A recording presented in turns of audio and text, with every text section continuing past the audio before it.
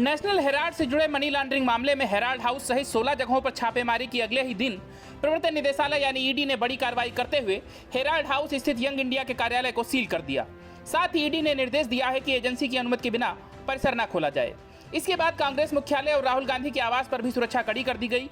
वहीं ईडी के एक्शन को लेकर पहले से ही आक्रोशित कांग्रेस नेताओं ने केंद्र पर प्रचोद की राजनीति करने का आरोप लगाया है। गौरतलब है कि इस मामले में सोनिया गांधी और राहुल गांधी के साथ पूछताछ हो चुकी है।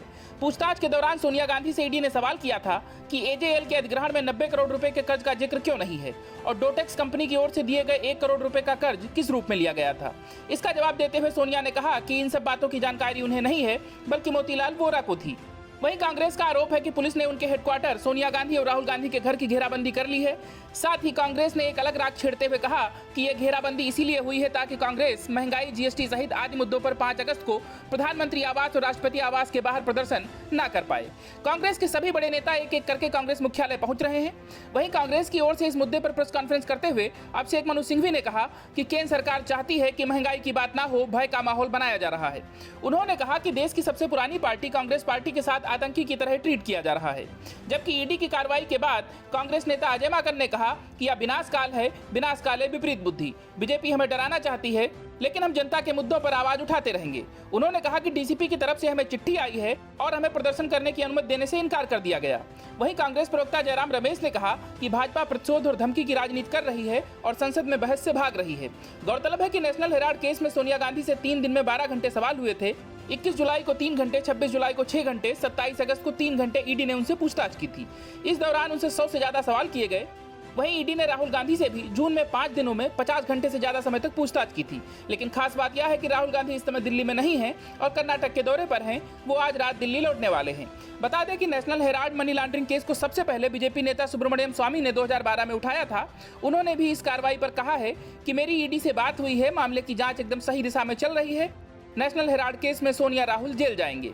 अगस्त 2014 में ईडी ने इस मामले में स्वतः संज्ञान लेते हुए मनी लॉन्ड्रिंग का केस दर्ज किया था। केस में सोनिया गांधी, राहुल गांधी और कांग्रेस के ही मोतीलाल वोरा, ऑस्कर फर्नांडीज, सैम पित्रोदा और सुमन दुबे को आरोपी बनाया गया था। गौरतलब है कि नेशनल हेराल्ड समाचार पत्र आजादी के पहले का अखबार है। इस अखबार की शुरुआत इंदिरा गांधी के पिता और देश के पहले प्रधानमंत्री जवाहरलाल नेहरू ने 1938 में की थी। नेशनल हेराल्ड का प्रकाशन एसोसिएटेड जर्नल्स लिमिटेड यानी एजेएल नाम की कंपनी करती थी। इस कंपनी की स्थापना 1937 में की गई थी और नेहरू के अलावा 5000 स्वतंत्रता सेनानी इसके शेयर होल्डर्स थे। लेकिन बाद के कई वर्षों से सर्कुलेशन कम होने और घाटे में जाने के कारण 2008 में कांग्रेस की अगुवाई में जब यूपीए सत्ता में थी, नेशनल हेराल्ड अखबार को बंद कर दिया गया। इसने अपने सारे ऑपरेशंस बंद कर दिए।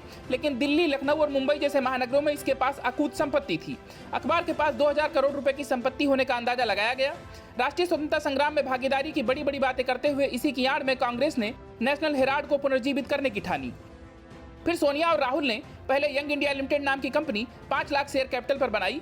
इसके बाद उन्होंने कांग्रेस की 90 करोड़ कर्ज वाली आर्म एसोसिएटेड जर्नल लिमिटेड को सिर्फ 50 लाख देकर खरीद लिया। दावा था कि एजेएल में कुछ नहीं बचा है, सिर्फ कर्ज है, फिर भी हम 50 लाख देकर खरीद रहे हैं।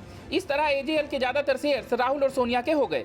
स्वामी के अनुसार घोटाला यह है कि ये 90 करोड़ का कर्ज था ही नहीं, ये सब झूठ है। अगर 90 करोड़ होता तो कांग्रेस नेशनल हेराल्ड की संपत्तियों को नीलाम कर सकती थी, तो आसानी से 2500 करोड़ मिल जाते। स्वामी का कहना है कि नीलामी होती तो ये रकम कर्जदारों और एजेएल को जाती, लेकिन इन्होंने सिर्फ 50 लाख देकर इतनी बड़ी कंपनी अपने नाम कर ली। सब जानते हैं कि यह मनी लॉन्ड्रिंग कंपनी है। सोनिया और राहुल ये रकम विदेशी मुद्रा के रूप में लाए होंगे और उन्होंने ये रकम भारतीय रुपए में कन्वर्ट करवा ली। यही सारा माजरा है। Bureau report, news of India.